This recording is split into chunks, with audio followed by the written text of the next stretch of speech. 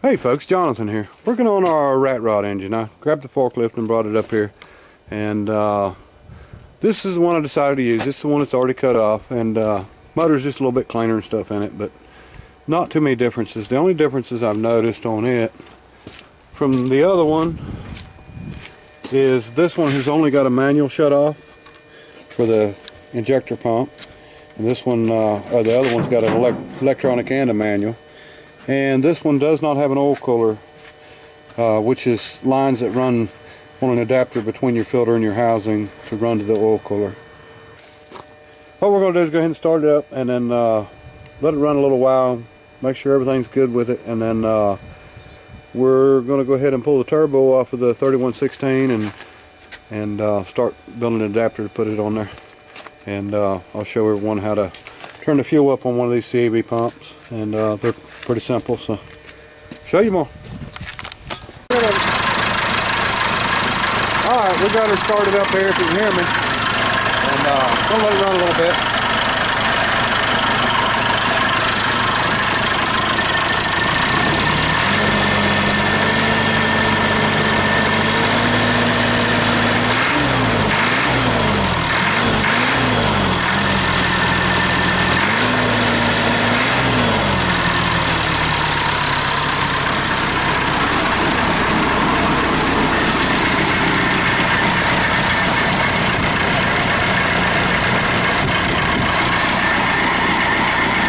Warming up and clearing up good, not a lot of smoke or anything, so it's going to make a good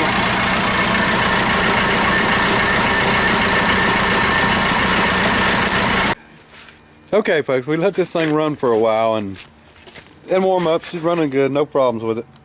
We got a little tank here, or a little can here for the return line, and just our gallon jug there for our fuel, but starts up good. Don't have to spray no ether or anything like that, so I think everything's good there.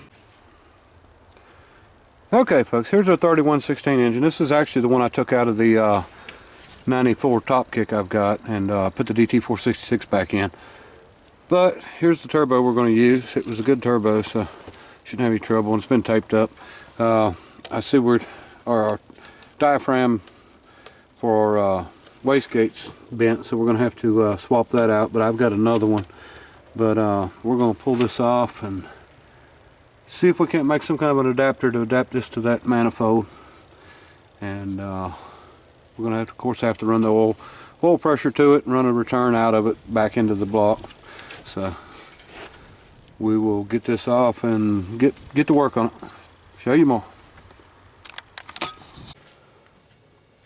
Okay folks, we've got the turbo off and over here, and what we've had to do, because of the way that I'm mounting it on, we got this flange, and we're going to adapt that flange to that, because I looked for a manifold, turbo manifold with this engine. I know they made them, but can't find one, can't find no aftermarket or used ones, so we're going to use this one.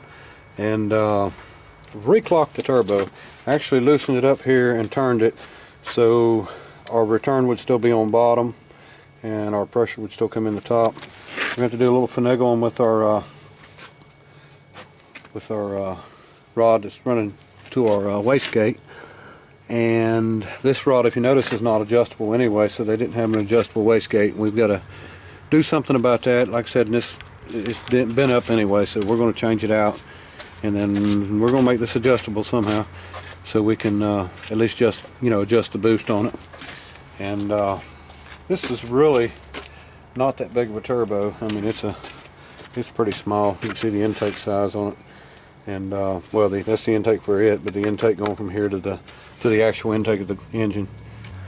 What we've got to do is adjust it to what we want. So we want this to actually open the wastegate at whatever manifold pressure we want it to be at. So if we want 8 pounds boost, then this needs to open the wastegate at 8 pounds, and the hose running off there to that's all it operates it. And we will adjust that out and figure it all out. Show you more. We've got the hood off, and I was going to make a plate that was either inch or inch and a quarter thick and put on here, and then countersink the holes for the nuts and put them on, and then drill our holes like we need for our turbo to mount on. But our problem is no matter what we do, you know, if I put the studs in, we're going to run into an issue with the holes that are in that plate not letting this gasket seal. So what I've decided to do, I'm going to make a plate like this, and to where I can bolt it on. I'm going to take a piece of round pipe and weld to that plate and come out of it, and then make another plate this size and weld to the other end of it, and probably make them both out a 1/2 inch, get them good and straight, and then we'll just be able to bolt it on like that. That way we don't you know, make an adapter plate. We're just going to make a small round piece of pipe with 2 plates, one on each side. And we'll try not to stick it out too far, but you know, it's not going to hurt if it comes out a ways. So that's what we're going to do. We're going to get to it. I'll show you more. Okay folks, we've got it mounted on here. You can see our bracket we made, and don't have a gasket on the inside yet. Hadn't picked one up, but I'm going to go ahead and we put some oil in it. We're going to just fire it once real quick, just make sure it spins the turbo. Show you more.